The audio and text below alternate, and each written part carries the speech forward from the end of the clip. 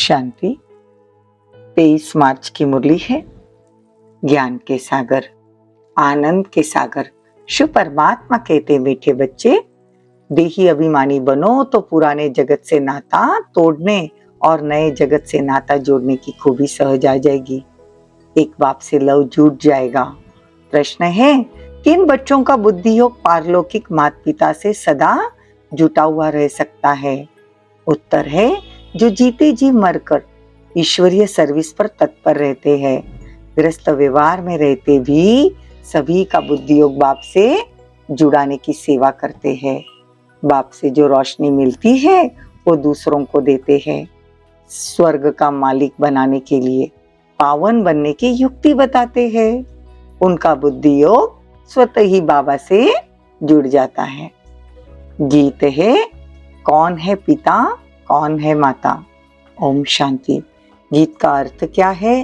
कहते जगत के माता पिता मतलब लौकिक माता पिता को, मित्र संबंधी आदि को छोड़ो और बुद्धि योग सच्चे माता पिता के साथ जोड़ो। बाबा कहते हैं ये जो माता पिता मित्र संबंधी आदि है उनसे अब नाता तोड़ना है और एक से नाता जोड़ना है। तो पारलौकिक माता पिता का बनना और लौकिक माता पिता मित्र संबंधियों को छोड़ना, इसके लिए देही अभिमानी बनने का ज्ञान चाहिए। इस पुराने जगत से नाता तोड़ना है और नए जगत से नाता जोड़ना है। यह खूबी है, हर जन्म में तोड़ना और जोड़ना होता है। देखो, एक शरीर लेते हैं, दूसरा छोड़ते हैं, वापस दूसरा शरीर लेते हैं, तो एक शरीर छोड़ जब दूसरा लेते हैं तो माता पिता भी बदल जाते हैं। यह गुह्य बातें हैं। यह शरीर बाबा धारण करते हैं, मतलब ब्रह्मा बाबा का शरीर हमसे बातें करने के लिए, ज्ञान सुनाने के लिए, अपना बच्चा बनाने के लिए बाबा धारण करते हैं। तो इस माँ बाप को भूल जाते हैं क्योंकि यह नई बात है। भगवान को फुरना रहता है सर्विस करने का, बाबा को फुरना है नई दुनिया रचने का, तो ये कितना बड़ा फुरना हुआ। तो सबका बुद्धि योग बाप के साथ जोड़ना है। ये धंधा हम बच्चों का है। बाप कहते गृहस्थ व्यवहार में रहते तुम बच्चे सर्विस करके दिखाओ। सारा मदार पवित्रता के ऊपर है। बाबा कहते हैं ये दुनिया ही पवित्र से अपवित्र, फिर अपवित्र से पवित्र बनती है। देखो ड्रामा कैसा फर्स्ट क्लास है। ये ड्रामा का चक्र समझना होता है। ऐसे नहीं कि बैठ जाना है कि ड्रामा में जो होगा, ड्रामा में एक्टर्स तो सब है, तो क्या करते हैं जीवन जीने के लिए पुरुषार्थ तो करते हैं ना। तो बाबा कहते पुरानी सृष्टि को अब बाप नया बना रहे हैं, तो यह मालूम न होने के कारण उन्हों को लगता है कि प्रलय हो गई। तो अब बाप इन सब बातों पर रोशनी डालते हैं। जैसे बाप ने तुमको मुक्ति, जीवन मुक्ति का मार्ग बताया, जिस मार्ग के लिए आधा कल्प तुमने भक्ति की ठोकरें खाई, तो बेहद के बाप को फुरना रहता है कि हम अपनी सैल्वेशन आर्मी की वृद्धि कैसे करें, सभी को रास्ता कैसे बताएं। तुम बच्चे सबको बताओ कि बाप आया हुआ है राजयोग सिखाने, कल्प पहले मुआफिक, जिसको ही शिवाय नमः कहते हैं। सभी आत्माओं का पिता है। देखो वो ऊंच पे ऊंच रहने वाला है। तो बाबा कहते हैं ऐसे बच्चों को सर्विस का ओना होना चाहिए। जो सर्विस है, जो सर्विसेबल है उन्हों को ओना रहता है। हम बाबा के मददगार है। मनुष्य को फिर से देवता बनाने के लिए बाबा आया है। ये समझाना पड़ता है। तुम 100 देवता थे, 100 क्षत्रिय बने। 84 जन्म की जन्मपत्री ही तुम बता सकते हो। तो ये बातें जब बुद्धि में टपकती रहेगी तब किसी को समझा सकेंगे। चिंतन चलना चाहिए। हम बच्चे बाबा के साथ मददगार है, तो बुद्धि में आना चाहिए कि हम किसी को ड्रामा का राज कैसे समझाए। ऐसे सारा दिन विचार सागर मंथन करना चाहिए और स्वभाव बहुत मीठा धारण करना है। किसी के भाव स्वभाव में जल मरना नहीं चाहिए। सहन करना पड़े, अपनी सर्विस करनी है। जितना हो सके सर्विस में टाइम देना चाहिए। अपने से पूछना है, हम बाबा बाबा कहते हैं, बाबा को तो बेहद सर्विस का होना रहता है। मैं बाबा का बच्चा क्या कर सकता हूँ?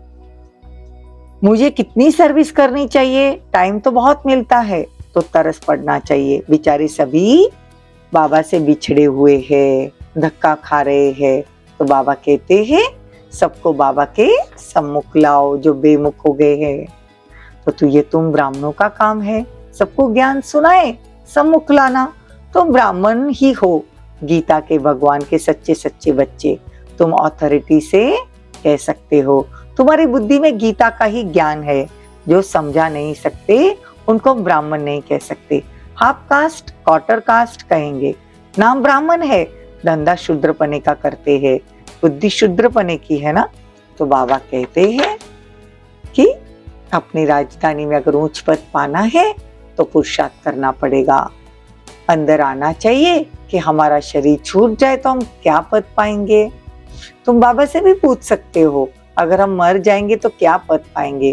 बाबा झट बता देंगे, तुम पाई पैसे का पद पाएंगे या 8 आने का पद पाएंगे या 12 आने का। तो बाबा कहते हैं, देही अभिमानी तब बने जब बाप के साथ लव जुटे। तो पहली मुख्य बात है देही अभिमानी बनना। निर्विकारी तो बहुत रहते हैं, परंतु मैं आत्मा हूँ, बाप की याद में रहे, ये घड़ी घड़ी भूल जाते हैं, इसमें फेल हो जाते हैं। तो बाबा कहते हैं, सर्विस का फुरना रखो, बहुतों का कल्याण करो। योग जुट जाए तो सर्विस का फुरना भी हो। उसमें पहले पहले अल्फ पर समझाना है, जास्ती टिक टिक से तंग हो जाएंगे। तो बाबा कहते हैं, पहले नमः शिवाय और 3 तप का समझाना है। एक निराकारी दुनिया जहाँ परमात्मा रहते हैं, आत्माएं रहती है, बाकी है स्थूल और सूक्ष्म।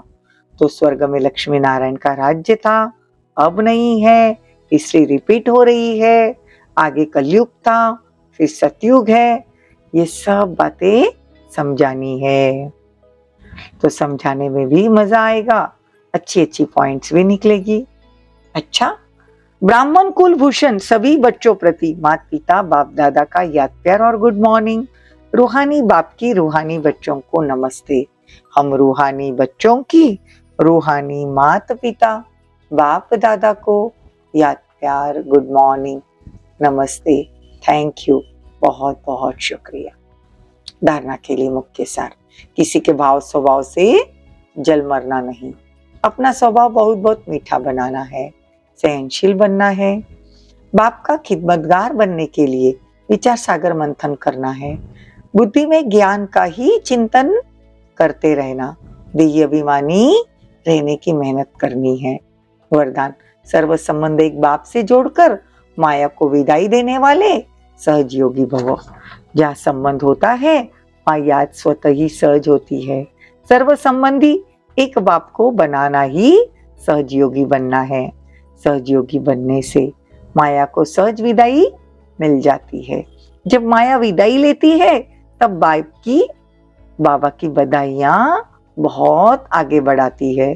तो हर कदम में परमात्मा दुआएं, ब्राह्मण परिवार की दुआएं प्राप्त करते हैं तो वो सहज उड़ते रहेंगे।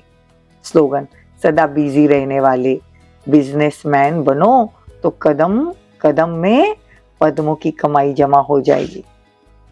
ओम शांति।